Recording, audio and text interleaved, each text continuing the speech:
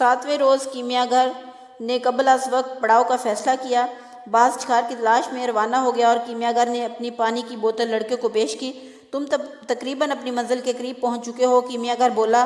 اپنی منزل کی تلاش جان فشانی سے جاری رکھنے میں تم مبارکباد کے مستحق ہو، لیکن تمام راستے آپ نے مجھے کچھ نہیں بتایا، لڑکے نے سوال کیا۔ میرا خیال تھا کہ آپ مجھے بہت کچھ سکھائیں گے۔ اس سے قبل صحرا میں سفر کے دوران میرے ساتھی کے پاس کتابیں تھیں جن میں کیمیا گری کے بارے میں معلومات تھیں۔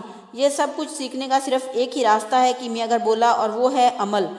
تم نے جو بھی سیکھنا تھا وہ تم نے اپنے سفر کے دوران سیکھا، اب تمہیں صرف ایک چیز اور سیکھنے کی ضرورت ہے۔ لڑکا ہمہ گوش تھا کہ کیمیا گر اسے کیا کچھ سکھاتا ہے، لیکن کیمیا گر خاموشی سے افق کی طرف دیکھ رہا تھا۔ آپ کو کیمیا گر کیوں کہتے ہیں؟ لڑکے نے سوال کیا۔ کیونکہ میں کیمیا گر ہوں، اس نے جواب دیا۔ جن دوسرے لوگوں نے دھات کو سونے میں بدلنے کی کوشش کی وہ ناکام کیوں رہے؟ لڑکے نے استفسار کیا۔ وہ لوگ صرف سونے کی تلاش میں تھے، کیمیا گر نے جواب دیا۔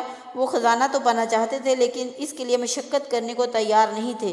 وہ ایک چیز کیا ہے جسے سیکھنے کی مجھے ضرورت ہے؟ لڑکے نے پوچھا۔ کیمیا گر ابھی بھی افق کی طرف دیکھ رہا تھا۔ آخر اس طرف سے باز واپس آتا دکھائی دیا۔ انہوں نے اوٹ میں آگ جلائی تاکہ اس کی روشنی کسی کو نظر نہ آئے۔ میں کیمیا گر اس لیے کہلاتا ہوں کیونکہ میں کیمیا گر ہوں، اس نے کھانا پکاتے ہوئے کہا۔ میں نے یہ فن اپنے دادا سے سیکھا تھا اور اس نے اپنے باپ سے، اور اس طرح یہ سلسلہ بہت دور تک پھیلا ہوا ہے۔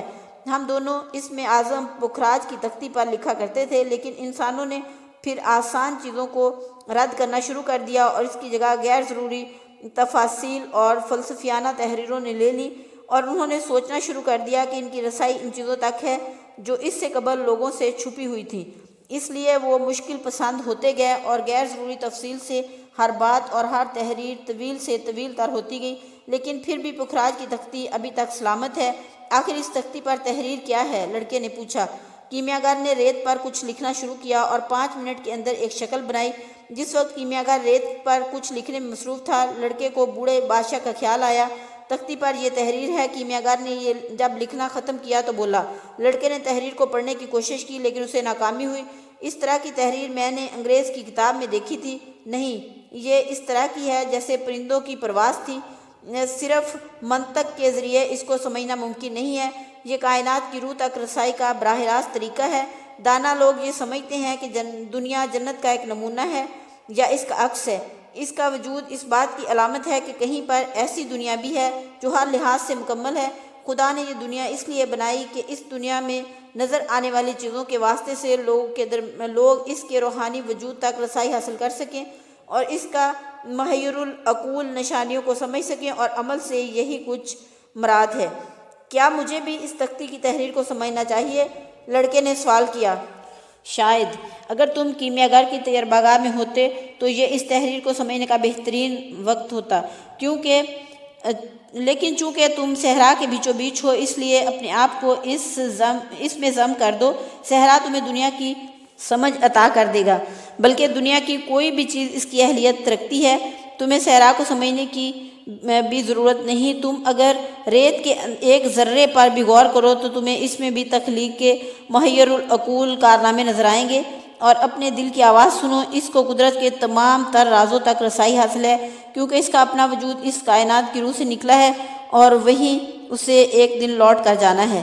وہ دونوں صحرا میں مزید 2 دن تک چلتے رہے۔ کیمیا گر اب اور زیادہ محتاط ہو گیا تھا کیونکہ وہ ایسے علاقے میں داخل ہو گئے تھے یہاں لڑائی زیادہ شدت اختیار کر چکی تھی۔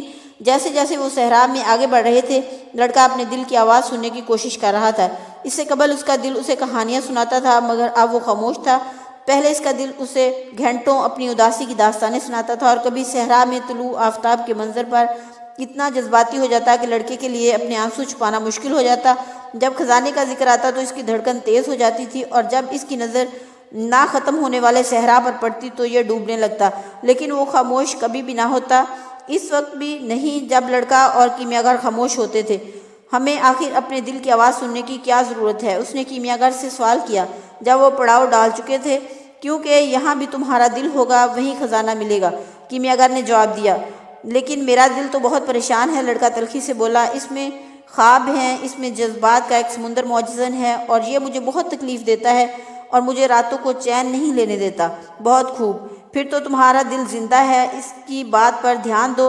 کیمیاگر نے کہا۔ اگلے 3 دن دونوں کا گزر ان قبائل کے درمیان سے ہوا جو لڑائی میں مشغول تھے۔ لڑکے کا دل خوفزدہ تھا۔ وہ اسے ان لوگوں کی کہانیاں سناتا تھا جو اپنی منزل کی تلاش میں نکلے لیکن کبھی لوٹ کر واپس نہیں آئے۔ کبھی وہ لڑکے کو ڈراتا تھا کہ شاید وہ بھی خزانہ ڈھونڈنے میں کامیاب نہ ہو سکے یا پھر وہ صحرا کے بیچوں بیچ مر جائے گا، اور کبھی وہ لڑکے کو بتاتا کہ وہ مطمئن تھا کیونکہ اس کو محبت ملی تھی اور دولت بھی۔ میرا دل تو باغی ہے، لڑکے نے کیمیاگر کو بتایا، یہ نہیں چاہتا کہ میں آگے جاؤں۔ اس کا مطلب سمجھ میں آتا ہے، کیمیاگر بولا، آخر یہ فطری عمل ہے۔ تمہارے دل میں یہ خوف موجزن ہے کہ تم اپنی منزل کی تلاش میں وہ کچھ بھی کھو نہ بیٹھو جو تمہارے پاس ہے، تو پھر مجھے اس کی آواز سننے کی کیا ضرورت ہے، کیونکہ تم اسے خاموش نہیں کرا سکتے۔ چاہے تم ظاہر کرتے رہو کہ تم اس کی آواز نہیں سن رہے، یہ پھر بھی اپنی بات دہراتا رہے گا اور تمہیں بتاتا رہے گا کہ تم کیا سوچ رہے ہو اس زندگی کے بارے میں، دنیا کے بارے میں۔ آپ کا مطلب ہے کہ میں اس کی بات سنتا رہوں چاہے یہ آواز بغاوت ہی کیوں نہ ہو؟ لڑکے نے استفسار کیا۔ بغاوت وہ عمل ہے جو غیر متوقع طور پر آتا ہے۔ اگر تم اپنے دل کو سمجھتے ہو تو تم اس کے دھوکے میں کبھی نہیں آؤ گے، کیونکہ تمہیں معلوم ہوگا کہ اس کے خواب کیا ہیں، یہ کیا چاہتا ہے، اور تمہیں یہ بھی معلوم ہوگا کہ اس کے ساتھ کیسا سلوک کرنا چاہیے۔ تم کبھی اپنے دل سے پیچھا نہیں چھڑا سکتے، اس لیے بہتر یہی ہے کہ اس کی آواز سنو، اس طرح تم اس کے غیر متوقع وار سے محفوظ رہ سکو گے۔ صحرا میں سفر کے دوران لڑکا مسلسل اپنے دل کی آواز سنتا رہا۔ اسے آہستہ آہستہ اس کی چالوں کی سمجھ آنے لگی۔ اس کے دل سے خوف نکل گیا اور واپس جانے کا خیال بھی جاتا رہا۔ ایک دوپہر اس کے دل نے اس کو بتایا کہ وہ بہت خوش ہے، اگرچہ کبھی کبھار میں شکایت بھی کرتا ہوں۔ اس کا دل بولا، ایسا اس لیے ہے کہ میں ایک انسان کا دل ہوں اور انسانوں کے دل اس طرح کے ہوتے ہیں۔ لوگ اپنے خوابوں کی تعبیر ڈھونڈنے میں خوفزدہ ہوتے ہیں کیونکہ ان کا خیال ہوتا ہے کہ وہ اس قابل نہیں ہیں یا پھر وہ اسے حاصل کرنے میں ناکام رہیں گے۔ ہم دل اس لیے خوفزدہ ہوتے ہیں کہ محبت کرنے والے ہم سے ہمیشہ کے لیے جدا نہ ہو جائیں، یا پھر کچھ لمحات جو بہتر ہو سکتے تھے مگر نہیں ہوئے، یا پھر کچھ خزانے جو مل سکتے تھے لیکن ہمیشہ کے لیے ریت کے نیچے دب گئے۔ اور جب اس طرح ہوتا ہے تو ہمیں بہت دکھ اٹھانا پڑتا ہے۔ میرے دل کو خوف ہے کہ اسے تکلیف سے گزرنا پڑے گا۔ لڑکے نے اس وقت بتایا جب اندھیری رات میں دونوں آسمان کی طرف دیکھ رہے تھے۔ اپنے دل کو بتاؤ کہ تکلیف کا ڈر خود تکلیف سے بدتر ہوتا ہے، اور کسی دل کو آج تک تکلیف سے نہیں گزرنا پڑا جب وہ اپنی منزل کی تلاش میں نکلتا ہے، کیونکہ اس تلاش کا ہر لمحہ خدا سے ملاقات کی گھڑی ہوتی ہے۔ تلاش کا ہر لمحہ خدا سے ملاقات کی گھڑی ہوتی ہے۔ لڑکے نے اپنے دل سے کہا، جب میں خزانے کی تلاش میں نکلا تو ہر آنے والا دن گزرنے والے دن سے زیادہ روشن ہے، کیونکہ ہر لمحہ یہ امید اور مضبوط ہو جاتی ہے کہ میں یہ خزانہ پا لوں گا۔ جب سے میں خزانے کی تلاش میں نکلا ہوں میں نے ہر لمحہ کچھ نہ کچھ سیکھا ہے جو کہ میں نہیں سیکھ سکتا تھا اگر مجھ میں اتنی ہمت نہ ہوتی کہ میں وہ تجربات کر سکوں جو ایک چرواہے کے لیے ناممکن تھے۔ اس کا دل دوپہر تک خاموش رہا۔ اس رات لڑکے کو بہت سکون کی نیند آئی، اور جب وہ صبح کو بیدار ہوا تو اس کا دل اس سے مخاطب ہوا تو اس لڑکے کو وہ باتیں بتائیں جن کا تعلق کائنات کی روح سے تھا۔ وہ تمام لوگ جو مطمئن ہوتے ہیں ان کے دل کے اندر اللہ ہوتا ہے۔ دل نے اسے بتایا، خوشی ریت کے ایک ذرے سے بھی مل سکتی ہے، کیونکہ ریت کا ہر ذرہ بھی تخلیق کا ایک لمحہ ہے۔ اسے تخلیق کرنے کے لیے کائنات نے لاکھوں سال صرف کیے ہیں۔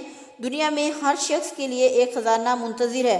اس کے دل نے اسے بتایا، ہم انسانوں کے دل انہی خزانوں کے بارے میں زیادہ اس لیے نہیں بتاتے کہ انسان اب مزید ان کی تلاش کرنا گوارا نہیں کرتے۔ ہم بچوں کو اس بارے میں بتاتے ہیں اور پھر زندگی کو اس کی ڈگر پر چھوڑ دیتے ہیں، اسے اپنے مقدر کی جانب جانے کی اجازت دیتے ہیں۔ افسوس یہ ہے کہ ان میں سے بہت کم لوگ ان راستوں کو اختیار کرتے ہیں جو ان کے لیے متعین کیے گئے ہوتے ہیں، وہ راستے جو ان کو ان کی منزل کی جانب لے جاتے ہیں اور خوشی کی طرف۔ اکثر لوگ اس دنیا کو ایک خطرناک جگہ تصور کرتے ہیں کیونکہ یہ ان کا اعتماد ہوتا ہے، اس لیے دنیا ان کے لیے واقعی ایک خطرناک جگہ بن جاتی ہے۔ اس لیے ہم ان سے بہت آہستگی سے اور بہت نرمی سے بات کرتے ہیں۔ ہم اگرچہ بات سے تو کبھی بھی باز نہیں آتے، لیکن ہم دعا کرتے ہیں کہ لوگ ہماری آواز نہ سن سکیں، کیونکہ لوگ ہماری بات ماننے کے لیے تیار نہیں ہوتے، اس لیے ہم نہیں چاہتے کہ انہیں تکلیف ہو۔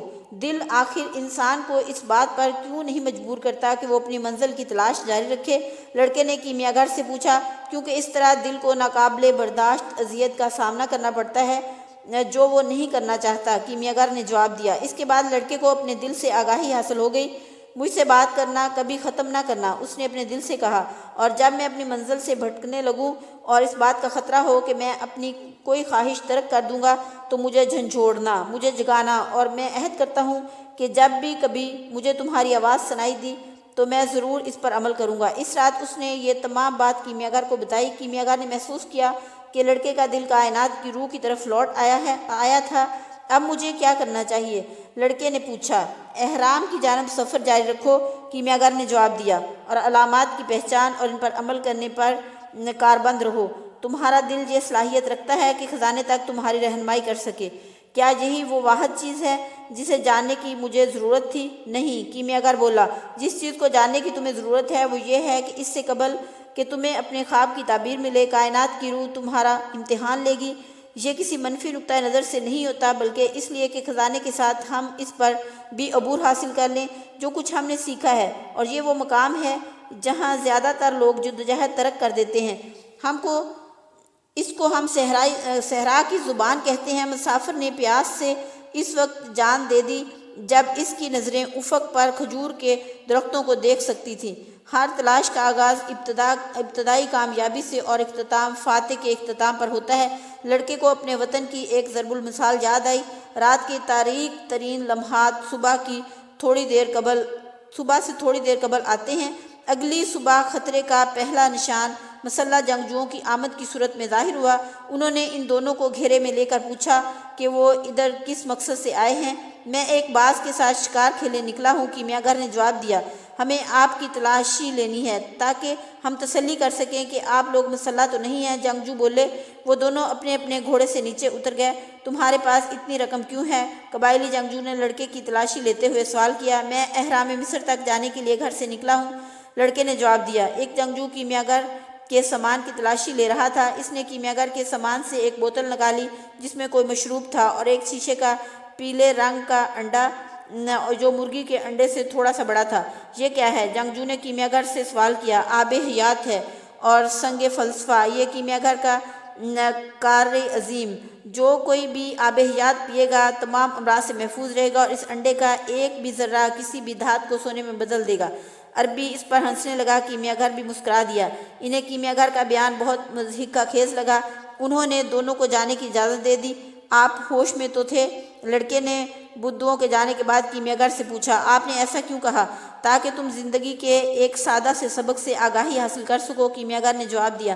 جب تمہارے پاس کوئی خزانہ ہو اور تم لوگوں کو بتاؤ تو بہت کم لوگ اس پر اعتبار کریں گے۔ دونوں نے صحرا میں اپنا سفر جاری رکھا۔ ہر آنے والے دن کے ساتھ لڑکے کا دل خاموش سے خاموش تر ہوتا جا رہا تھا۔ اسے نہ تو ماضی کو جاننے کی دلچسپی تھی، نہ مستقبل کے بارے میں پریشان تھا۔ وہ صرف صحرا پر غور کرنے میں مگن تھا، اور لڑکے کے ساتھ وہ بھی کائنات کی روح میں غوطہ زن تھا۔ دونوں ایک دوسرے کے دوست تھے، اور کوئی بھی دھوکہ دہی کا مرتکب ہونے کا سوچ بھی نہیں سکتا تھا۔ جب بھی اس کا دل اس سے مخاطب ہوتا، اس کا مقصد لڑکے کو سوچنے کے لیے آمادہ کرنا ہوتا تھا اور اسے طاقت پہنچانا، کیونکہ صحرا کے دن بہت ہی تکلیف دہ تھے۔ اس کے دل نے اسے بتایا کہ اس کی سب سے بڑی طاقت کیا ہے، اس کی ہمت۔ بھیڑوں کو چھوڑ کر اپنے خواب کی تعبیر کی تلاش میں ہمت، اور اس کا عزم جس کا مظاہرہ اس نے کرسٹل شاپ میں کام کے دوران کیا تھا۔ اس کے علاوہ اس کے دل نے لڑکے کو ایک ایسی چیز کے بارے میں بھی آگاہ کیا جس سے وہ اب تک لا علم تھا۔ اس نے اسے ان خطرات کے بارے میں بتایا جو لڑکے کو کبھی لاحق تھے، مگر وہ ان سے یکسر لا علم تھا۔ اس نے بتایا کہ ایک روز اس نے وہ رائفل لڑکے کی آنکھوں سے اوجھل کر دی تھی جو لڑکے نے اپنے باپ سے لی تھی، اور کہ مبادا لڑکا اپنے آپ کو نقصان پہنچا بیٹھے۔ اور پھر ایک روز جب لڑکے کو بہت زیادہ متلی آئی اور وہ ڈال ہو کر زمین پر گر گیا اور اسے نیند آ گئی۔ اس روز ڈاکو راستے میں اس لیے گھات لگا کر بیٹھے ہوئے تھے کہ جب وہ وہاں سے گزرے گا تو اسے قتل کر کے اس کی بھیڑیں چھین لیں گے، لیکن جب وہ کافی دیر تک وہاں سے نہ گزرا تو وہ دونوں مایوس ہو کر چلے گئے۔ کیا انسان کا دل ہمیشہ اس کی مدد کرتا ہے؟ لڑکے نے کیمیا گر سے پوچھا۔ زیادہ تر تو وہ ان لوگوں کی مدد کرتا ہے جنہیں اپنی منزل کی تلاش ہوتی ہے، مگر یہ بچوں اور ضعیف العمر لوگوں کی بھی مدد کرتے ہیں، کیمیا گر نے جواب دیا۔